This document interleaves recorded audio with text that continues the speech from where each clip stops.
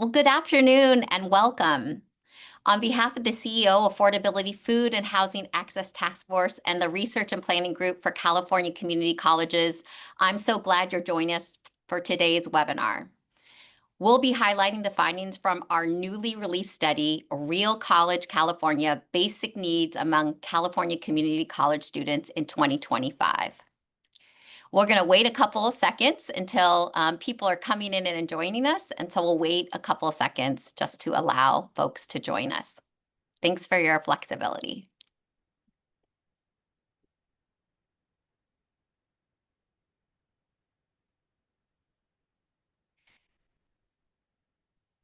Okay, we'll go ahead and get started. So I'm Tamil Gilgerson. I'm the Chancellor of the Peralta Community College District here in Oakland, California, and Chair of the CEO Affordability Food and Housing Access Task Force.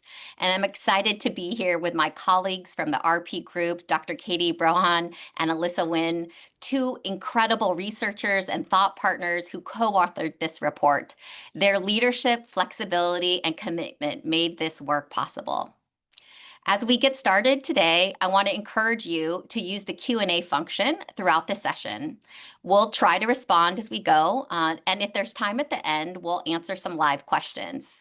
Anything we can't get to today, we'll follow up after the webinar. I wanted to also let you know that the webinar will be recorded and posted for you all to view later.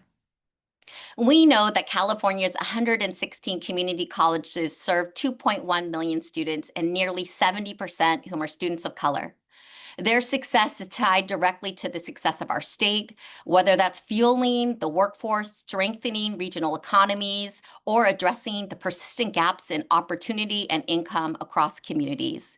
And when more than half of CSU graduates and nearly a third of UC graduates begin their journeys at a community college, our students' success directly shapes California's future, its economy, its equity, and its well-being. Central to that success is a simple truth. Before students can thrive academically, their basic needs must be met. But none of that is possible if students don't have their most basic needs met, as our task force has long said before. That's why this survey really matters. The Real College California survey is the largest effort in the nation to understand college students' experiences with food and housing insecurity. This report builds on the 2023 statewide data and report that we published, giving us an updated look at how students are navigating basic needs challenges. And this work really has taken on a new urgency with just last week, the U.S. Department of Agriculture announced it will end its long-standing annual household security report. For decades, that report has provided critical national data on the lack of access to adequate nutrition for low-income Americans and helped shape policies to combat hunger. With its cancellation, California's commitment to collecting and sharing data through the Real College California survey becomes even more important. Sorry, I'm getting emotional. Anyways, without the federal benchmark, our state level data ensures that student voices are not lost and their experiences continue to guide equity-driven policy and practice. And we know that students are, right, such a big part, vital part. We are not separated from being citizens here in California. So nearly 77,000 students from 102 colleges shared their stories throughout this survey. And I want to pause here to thank them because their voices are at the center of this work and our commitment for over these last number of years. I also want to recognize the CEOs, basic needs coordinators, allies in this work, and researchers across the campuses who made this survey administration possible. It took real effort, and we're grateful. With that, I'll turn it over to Katie and Alyssa to walk us through some of the key findings. Thank you, Dr. Gilkerson. So as highlighted and as shared by Dr. Gilkerson, the Real College California survey of California community colleges is an adaptation from the national survey to include California Community College specific items and is our active efforts in ensuring that we are spotlighting and understanding the needs of our California Community College students. The survey itself includes about 38 items specifically measuring food, housing, and homelessness indices as a way to understand our students' basic needs. CCC specific items include options that inquires about students' awareness and utilization of campus resources and student experiences directly related to the services that the California Community College campuses provide. We wanted to highlight a few changes based on learnings from past survey administrations that we have adapted to this year's survey administration. So for this year in the 2025 administration, we included Spanish translations for the survey as a way to make the survey more accessible and to collect information about a broader community for the survey itself. We also included CAPTCHA to prevent bot completions of the survey to make sure that the survey responses that we were receiving were from real students at our institutions. And then we also made some adaptations to make sure the information we were collecting was relevant and included the most up-to-date and current minimum wage information as a way to understand student finances in the survey itself. The survey itself provides a snapshot of what the basic needs rates are of our California Community College students statewide. And we also wanted to make sure the information was being used and provided to each of the individual campuses to facilitate their local usage and understanding of what their students' basic needs were. So all colleges at the end of the survey administration received an aggregate report of the survey items, unique and customized for their individual colleges. And then they also received a unitary data file of the responses to support local analyses and local efforts to help address and understand their local students' basic needs. Next slide, please.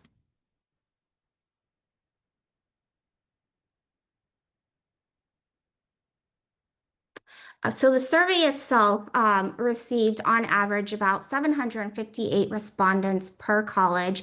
We had participation from 102 colleges who participated, and all of these colleges were a part of the Real College California Coalition.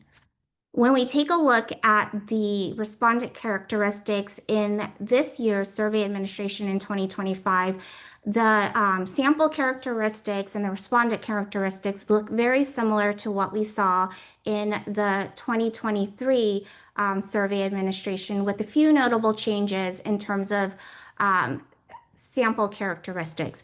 So specifically, we wanted to highlight the changes that we made in terms of how we were collecting and reporting some of these sample characteristics, really leaning into and moving into what we consider a more inclusive data collection and reporting practice. So the changes that we made include changing the way we asked gender and sexual orientation. So in 2023, those items were asked in a fixed choice manner. This year, we changed it to be a check any that apply option. In addition, how we reported race ethnicity last year was one where we followed standard federal practices of grouping students based on hierarchical coding practices. So in other words, a student was only categorized in a race ethnicity category if that was the only option they marked. If they marked more than one option, we categorized them as multi-race. This year we changed that, and instead of placing students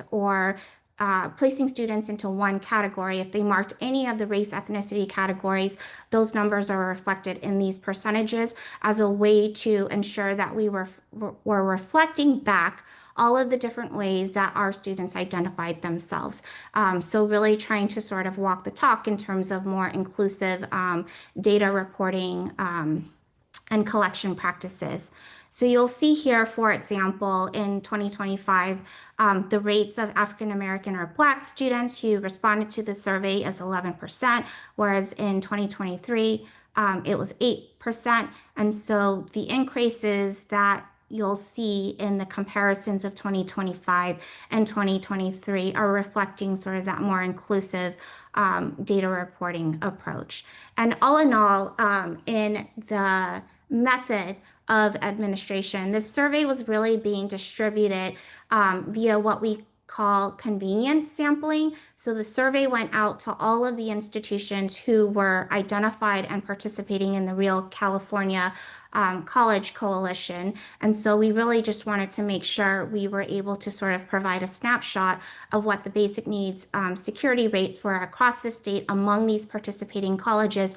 And again, really wanting to reinforce and highlight that another primary purpose of this is to ensure that we were able to provide information back to the individual colleges so that they could use the information to support any local efforts to address and meet students' basic needs at their institutions. Next slide, please.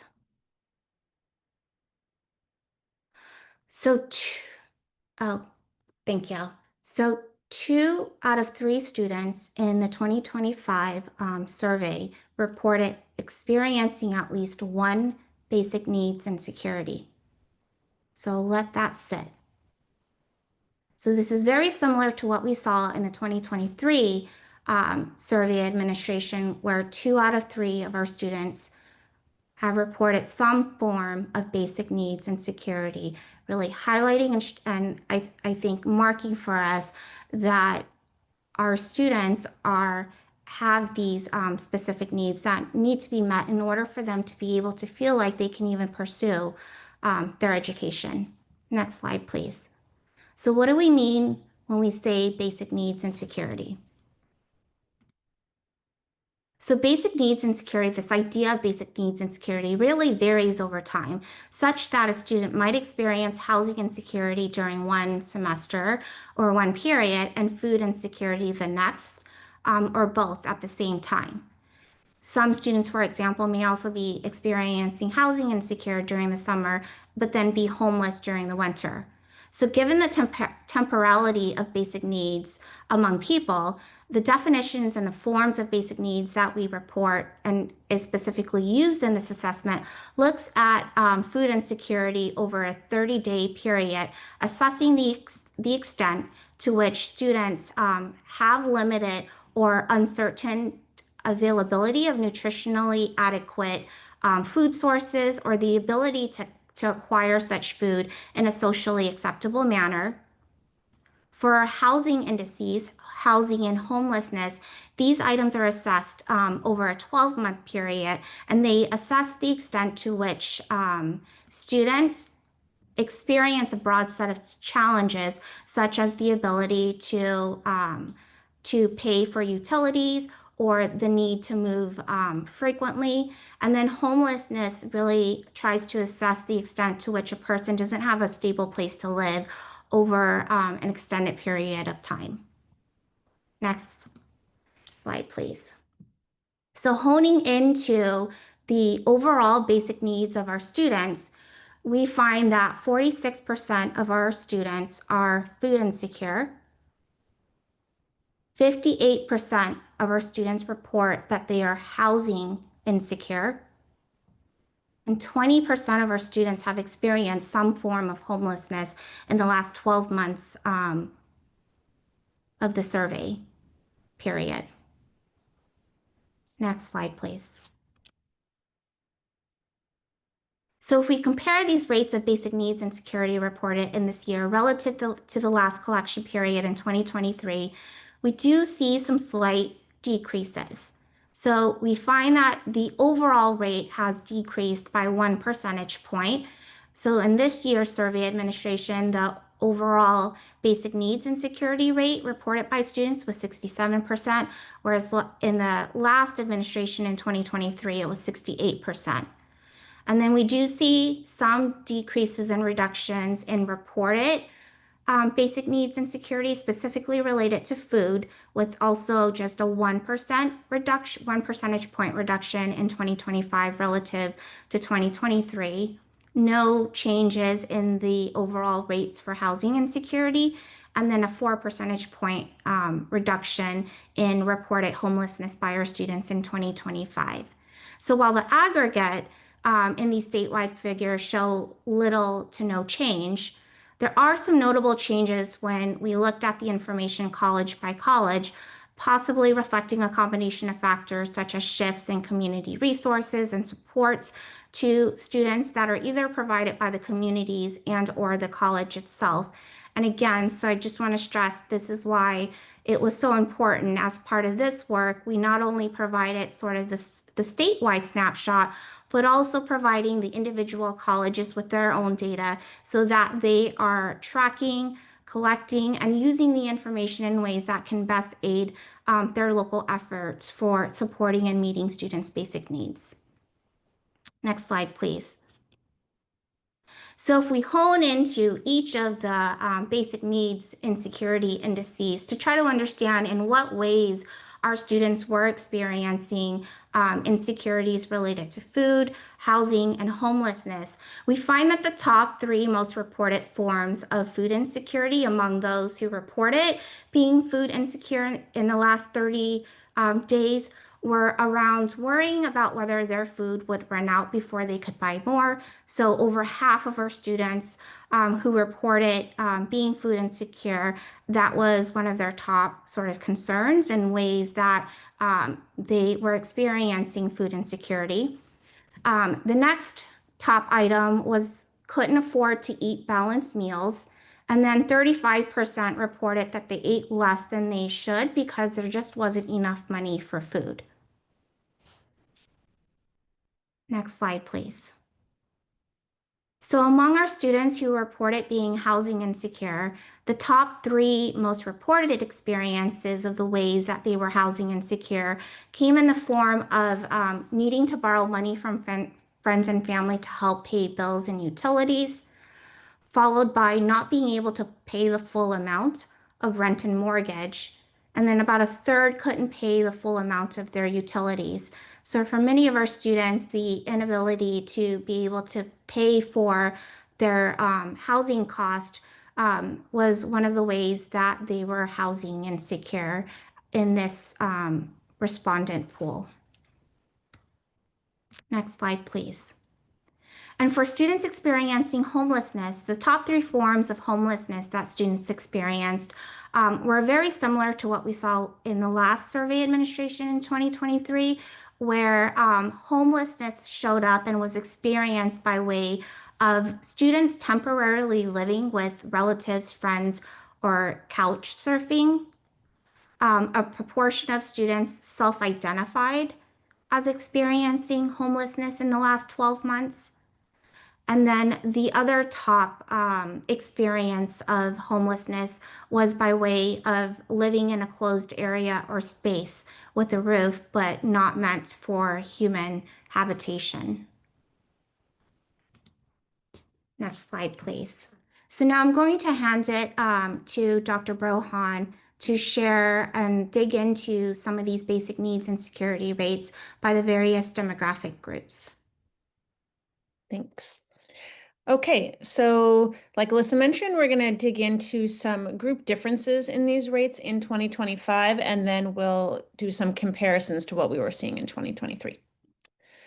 Okay, so for this next set of slides, I'm going to show food insecurity rates broken out by different demographic groups, followed by housing insecurity rates by those broken out by those same groups, followed by homelessness rates. This is again all 2025. So here you can see as a reminder, 46% of students overall indicated food insecurity. If we break this down by race and ethnicity, we can see some pretty stark differences. So as you can see at the top here, our African American and Black students and our American Indian and Native American students have over a 60% food insecurity rate. Our Hispanic Latinx students are hovering around 49%. And then you have South Asian, Southeast Asian, East Asian, white students and Middle Eastern students below that average of 46%. So really, you're looking at anywhere from around 34% food insecurity rate to upwards of about 64% food insecurity rate, depending on which racial or ethnic group we're talking about, indicating the need for some significant interventions. When it comes to gender identity, between those who identified as woman versus man, those who identified as a woman had slightly higher food insecurity rates than those who identified as a man, and those who identified as a gender other than man or woman had around a 52% insecurity rate for food, which is definitely higher than what we're seeing overall. When we break things down by LGBTQ plus status, what you can see here is students who identify as heterosexual are falling, right on that average line, perhaps not surprisingly, since the majority of students did identify as heterosexual. But what you can see here is individuals who identify as part of the LGBTQ plus community do have higher rates of food insecurity. And then there was a question on the survey that asked students whether or not they had any disabilities. Disabilities can range vastly in terms of what they are. And what you can see here is there really is a big difference between students who identify as having no disability, around 39% were food insecure, as opposed to students who identified with a wide range of disabilities from ADHD and autism to learning disabilities to physical disabilities or psychological disorders. And for those, the rates are, upwards of 63% here among those with a learning disability or a physical disability. And lastly, we broke the data out by what we call life circumstances. So we have students who have been at some point in the military, former foster youth, students who have been involved with the justice system, and single parents. And what you can see here is students who have had experience in the military, that can be either veterans or reserves, a wide range of military experience. Their food insecurity rates are actually relatively similar to the average, slightly above average. However, clearly among our foster youth, our justice impacted youth, and our single parents, these food insecurity rates are extremely high, all 70% or higher. Okay, so now I'm going to flip over to housing insecurity rates, run through those same slides. So as a reminder, 58% of students overall identified as housing insecure. We're seeing very similar patterns here that we saw with respect to food insecurity. Our African American and Black students are experiencing the highest rates of housing insecurity, upwards of over 75%. Similarly, our American Indian and Native American students have disproportionately higher housing insecurity rates. So do our Hispanic and Latinx students. So do our Pacific Islander and Native Hawaiian students. So definitely some intervention needed there to make sure we reduce these gaps that we're seeing. When it comes to gender identity, a similar pattern with respect to women having slightly housing insecurity than men. However, what you can see here is students who identified as a gender identity other than man or woman are actually looking relatively similar to the statewide average. Also, when it comes to LGBTQ plus status, and I know I'm going to talk about comparisons to 2023 later, but we actually saw larger gaps in 2023 than we did in 2025. Here in 2025, there didn't really seem to be a huge difference with respect to LGBTQ plus status as it relates to housing insecurity. The picture is different when we get to homelessness, so keep that in mind. But here we're seeing pretty even numbers. When it comes to disability status, a similar pattern. So students without any disabilities are having lower rates of housing insecurity than the average, but still around 50%. And students who do identify as having some form of a disability have nearly a 20 percentage point more greater likelihood of being housing insecure than those who don't, with the exception of autism. And then lastly, for housing insecurity rates by life circumstance, here, military students who have been in the military do have higher than average housing insecurity rates, about 63%. So not as close to that average line as we saw for food insecurity. But again, we're seeing our foster youth, our single parents, and our justice impacted students are having very high rates of housing insecurity, all above 80%. Okay.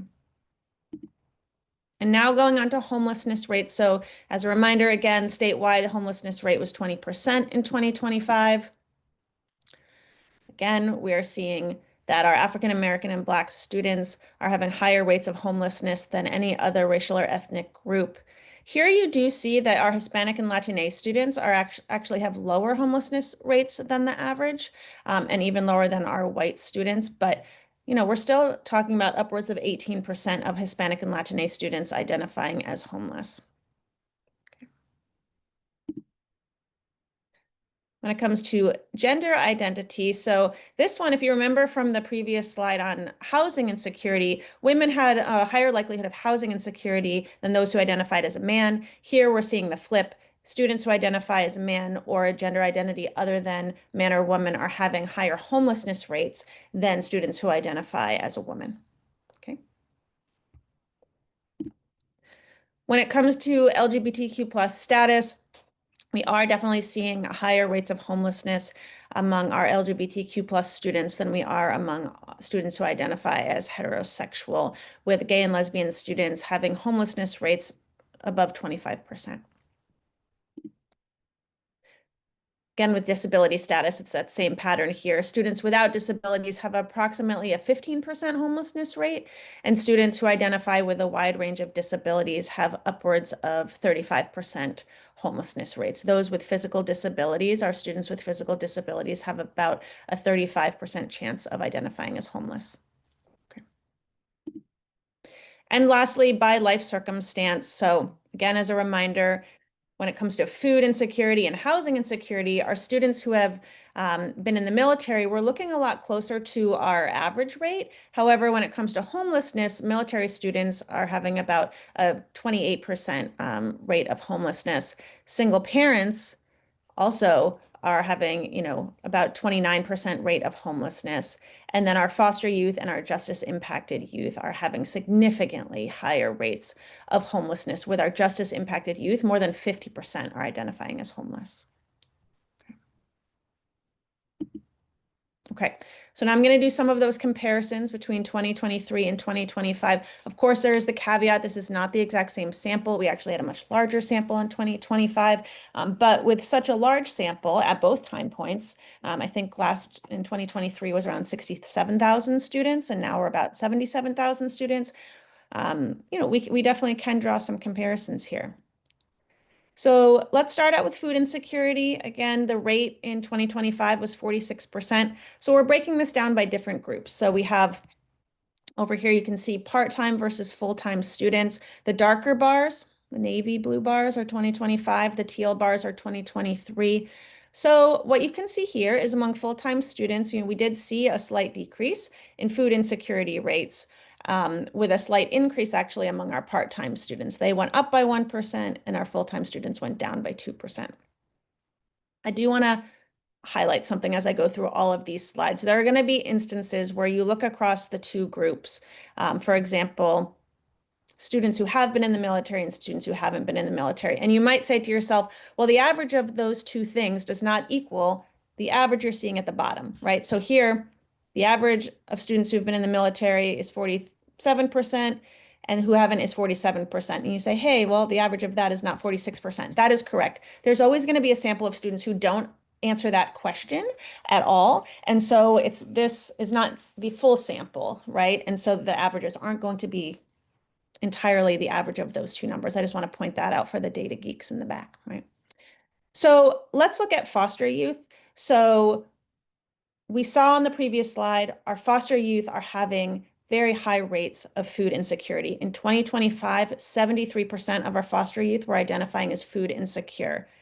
That's a problem no matter which way you cut it. But we would be remiss not to let you know that in 2023, 81% of our foster youth were identifying as food insecure. Moving in the right direction, clearly a lot of work to do. Okay. This slide breaks down food insecurity rates over those two time periods by race and ethnicity.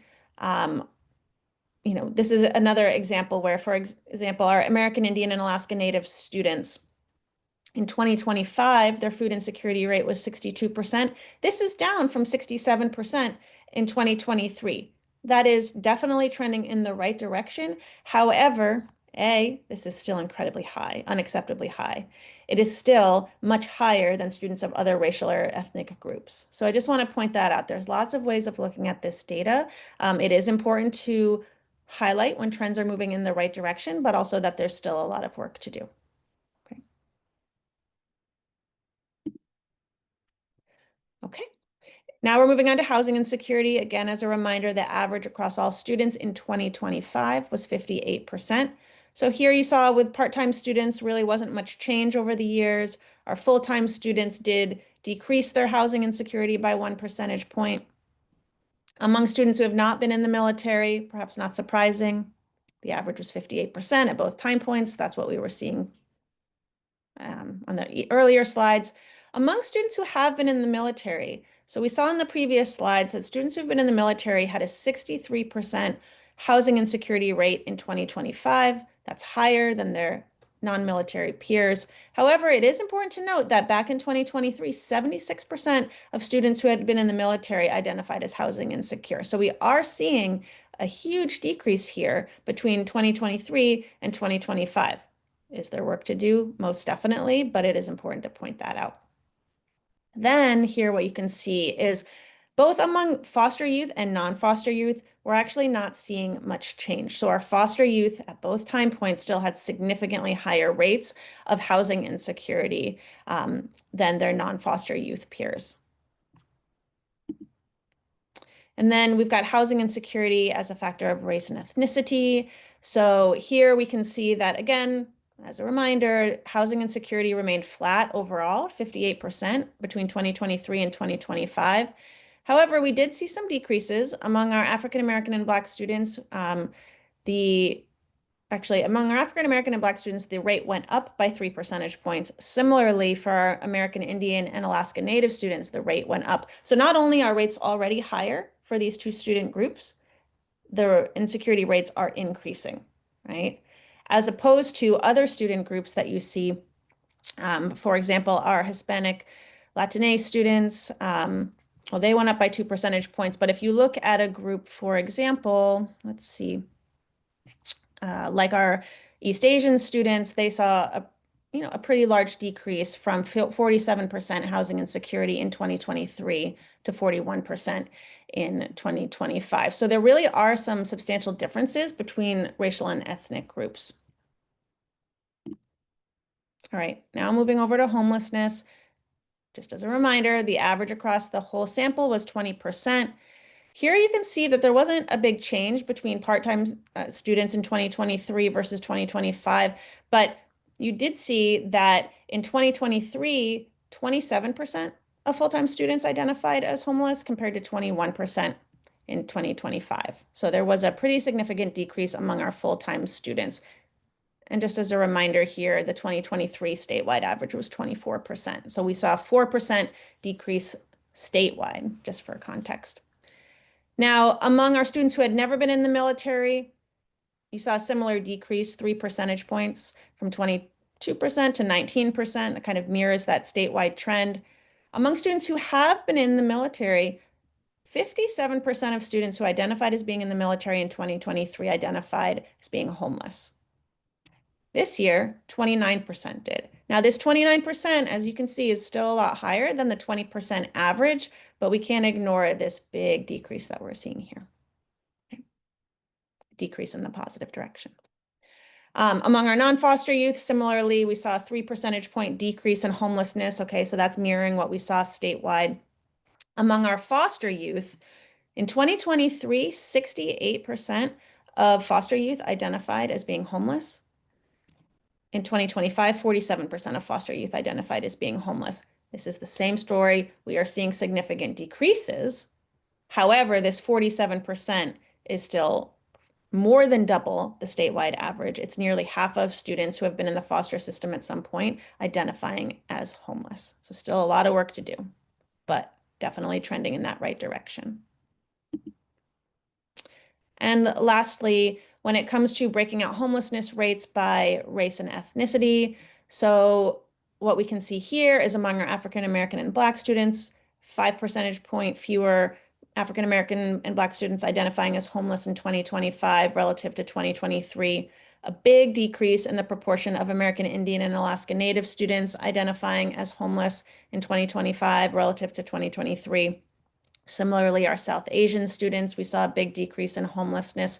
Across the board, we're seeing decreases. However, I will point out among our Hispanic and Latinx students, that remains stagnant at 18%, lower than the statewide average, which is good. But we're not seeing the same decreases that we're seeing among other racial and ethnic groups. Okay. Switching gears here, we're going to talk about basic needs by geography because as Alyssa was mentioning earlier in the presentation, we saw food insecurity rates remain relatively flat statewide, a decrease of 1 percentage point. Housing insecurity rates remain flat, and then the decreases in homelessness. But that's across the entire sample, across 102 colleges. We definitely saw some inter-college, inter-geographical variation, so I wanted to point that out. So this table here is just to point out the vast difference college to college. So, for example, food insecurity rates, right? We know we're 46% across the entire sample. We had colleges with food insecurity rates of 24%, upwards of 70%, right? Housing insecurity, similarly, was 58% across the whole sample. Colleges had a low of 36% housing insecurity, a high of 78% housing insecurity. And then when it comes to homelessness, again, the rate was 20% on average. Again, for the data geeks, that's a mean. This is the median here. That's why there's a slight difference. But some colleges had homelessness rates as low as 9%, others as high as 36%, right? So there is intra-college variation there.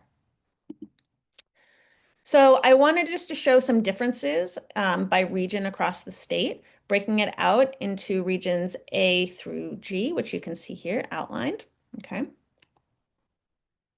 So if we focus specifically on food insecurity rates, what you can see here is there are some regional differences, right? So down in the LA region, 48% of students on average in that region are identifying as food insecure. And then if you go all the way up into the north, far north, 43% are identifying as food insecure. I did want to highlight or call out some colleges specifically that had substantial decreases in food insecurity rates between 2023 and 2025.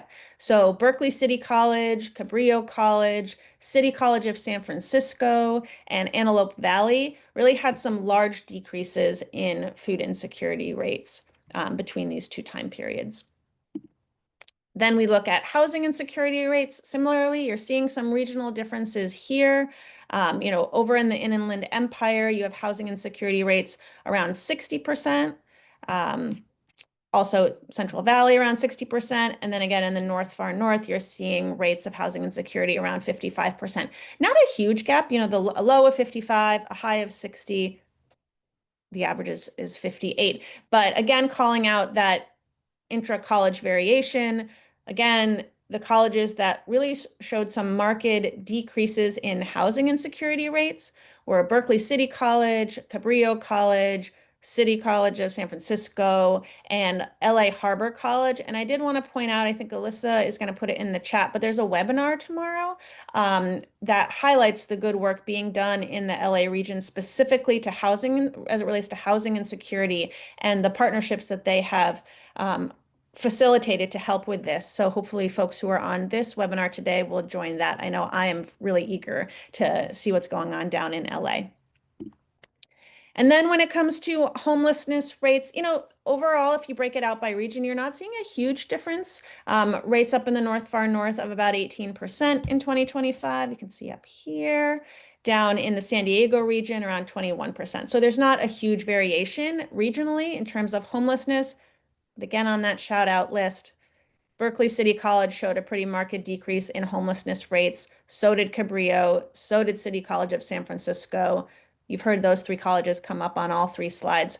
But I also wanted to shout out Compton College and Antelope Valley College, who also showed some marked decreases in their homelessness rates between 2023 and 2025. Okay. Going to shift gears a little bit here. Alyssa mentioned at the start that this Real College survey, we call it Real College California because it has some California specific items in it, or I should say California Community College specific items in it. We really wanted to dig into what's going on at our California community colleges? Are students aware of the basic needs services available to them? If they are aware, are they using them? If they're not using them, why are they not using them? So this next set of slides is just a whole host of other factors that we're seeing associated with basic needs and security, as well as the degree to which students are utilizing the services available to them on their campuses. Okay. So this slide we try to show every time to drive home one of the many reasons why this is important. So this slide is showing, we asked students, on average, what do your grades look like? Are you getting mostly A's, mostly B's, mostly C's, D's and F's, or withdrawing from classes? And then we crosswalk that with basic needs and security rates, right? And what you can clearly see here is there is a relationship between whether or not a student is facing a basic needs insecurity and how well they can succeed in school. Can't succeed in school if you're going to school hungry, if you don't know where you're going to sleep that night. So I hope this slide really just drives home the fact that there is a relationship between these constructs. And if we really are dedicated to improving the academic success of students in our colleges, it's the basic needs that we need to meet, because if we don't do that, it doesn't matter how wonderful a student you are, you're not going to be able to succeed at the rate that you would otherwise. I also wanted to show this slide, which points out relationships between basic needs and security and employment status, right? And this is really to drive home the fact that even among our students who are working full-time, and most of these students who are working full-time, I'm not showing it here, they're making at least a minimum wage, if not more, because we also have that data. They also have the highest rates of basic needs and security. So our current wage system is not sufficient to keep students from facing basic needs insecurity. We also have students who are juggling employment with the need to succeed in school. And on top of that, they're facing these basic needs insecurities, right? So just wanted to drive that home. Okay. We also asked students, are you leveraging a variety of forms of public assistance, SNAP benefits, different benefits that are provided publicly?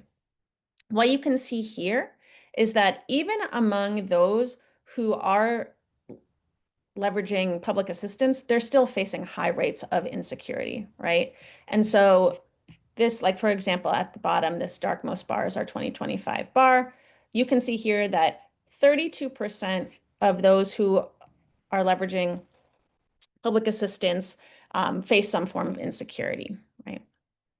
Here you can see among those who are homeless, 71% of them are leveraging public assistance. They're utilizing these supports, but they're still homeless, right? Okay. Another big question we had, this was different in 2025 than 2023, or I should say it was an addition. We were asking ourselves about basic needs and security, recognizing as we're going to these colleges and asking these questions, well, what if these students aren't ever even actually physically going to the college? What if they're at home? What if they're fully online? Do students who are attending fully online have different rates of basic needs and security than those who are in person or who are, doing a combination of in-person and online? And what you can see here is on average, students who are taking their courses fully online are actually more likely to indicate a basic needs insecurity, notably food insecurity and housing insecurity, than those who are either attending fully in person or in a hybrid format. There's not a huge difference when it comes to homelessness rates, but when it comes to housing insecurity, 64% of students who are taking classes fully online don't have a stable place to live. And 49% of students who are taking their classes fully online have been food insecure in the past month. So it was interesting to us. I don't think that's something that I would have hypothesized.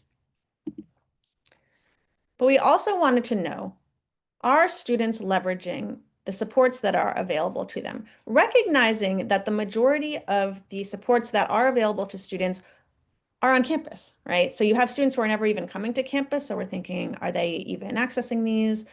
Do they know about these and whatnot? So what you can see here is we ask students, are you aware of basic needs, the basic needs center on your campus, or ways to access basic needs support? And so students could say, yes, I'm aware and I have used. such supports? Yes, I'm aware, but I have not used such supports. I don't know. And no. And in a way that I don't know and know are very similar. If you don't know, then you're clearly not going to use it.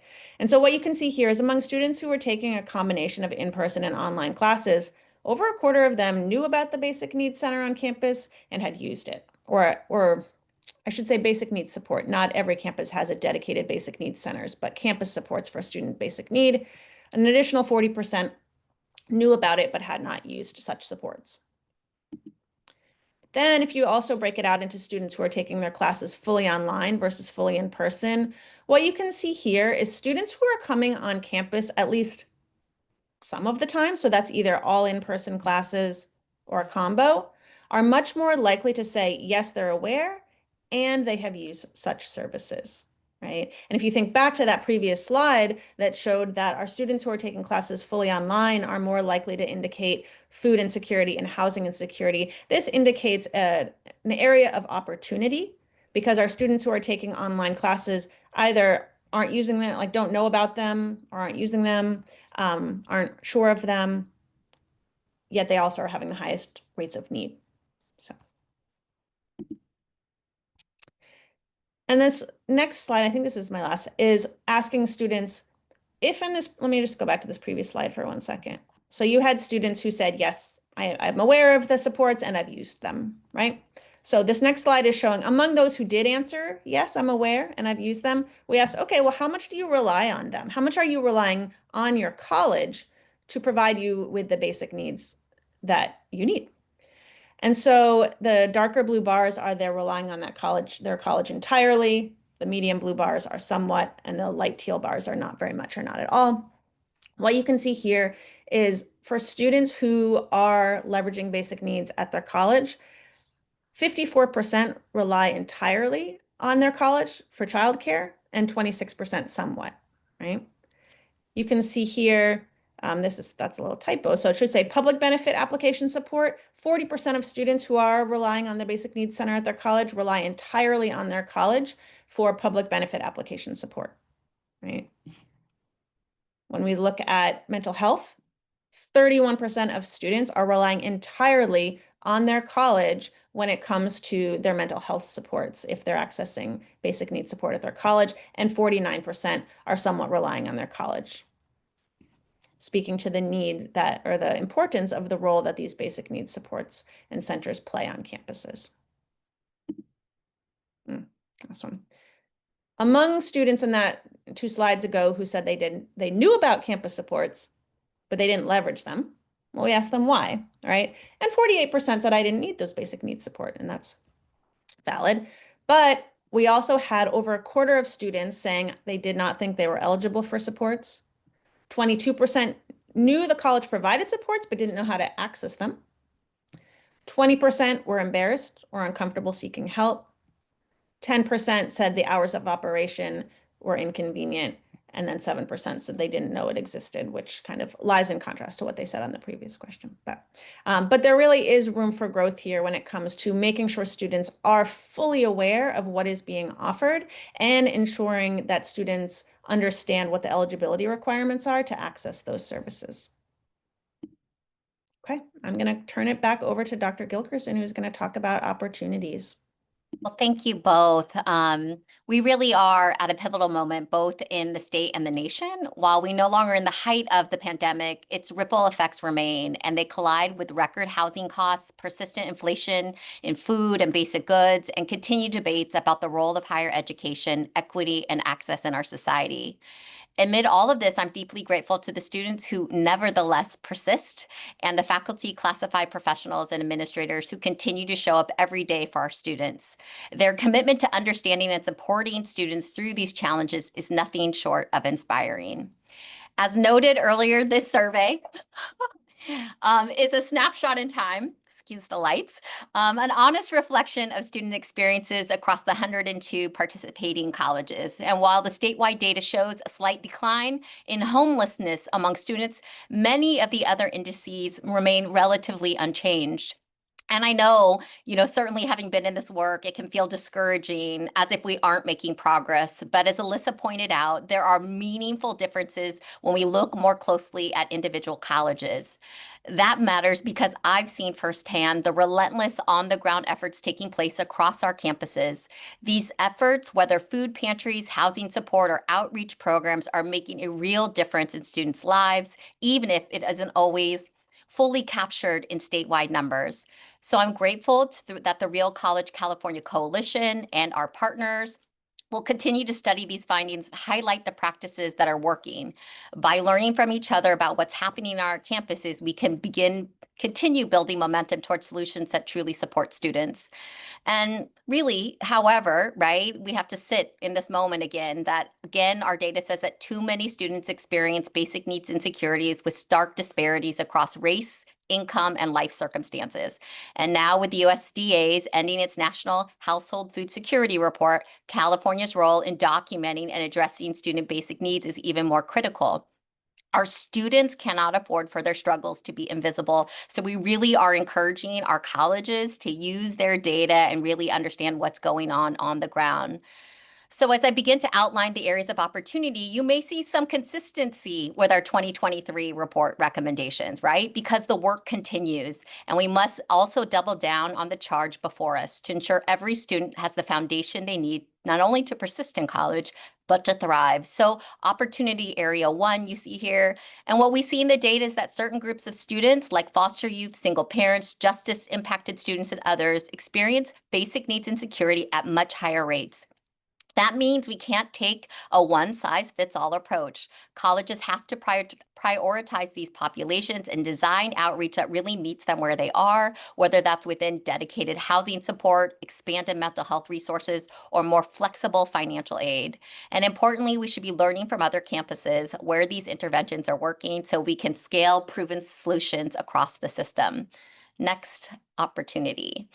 Enhance accessibility and awareness of campus and public supports. We also know that many students don't even realize the support is available, or they find the process too confusing or intimidating to access it. So part of our work is making sure resources are visible, approachable, and built into the student experience. That means streamlining applications, using multiple channels to spread the word, peer networks, digital outreach, faculty referrals, and making sure advisors and faculty are trained to connect students directly to what they need. Ultimately, we want basic needs support to feel like a normal, expected part of the student journey, not something students have to search for on their own. And opportunity 3, advocating for systemic and policy level changes. So finally, we have to acknowledge that campuses alone cannot solve this problem. Even students who are working full-time are still experiencing hunger and housing insecurity. That tells us that we need more systemic change, policies that provide living wages, affordable housing, and stronger safety nets like SNAP and housing assistance. Colleges can play a critical role by building coalitions, advocating for state and federal investment, and pushing for the policy changes that will make long-term stability possible for our students. And as always, we need to keep investing in research and data so that we can measure progress and continue to refine our approaches.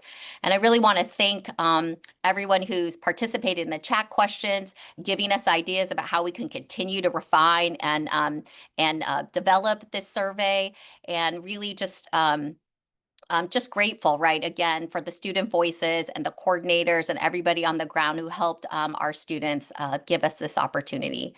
So we want to make sure that you join the movement. So this is part of the Real College California Coalition, helping members develop cutting-edge mindsets to increase their institutional effectiveness and strengthen California's ecosystem to support students' success and promote college completion. And we're grateful to be a part of a network, including our partners at CHEBNA, our UC partners, CSU partners, and many partners in nonprofits and community-based organizations who are helping us do this work.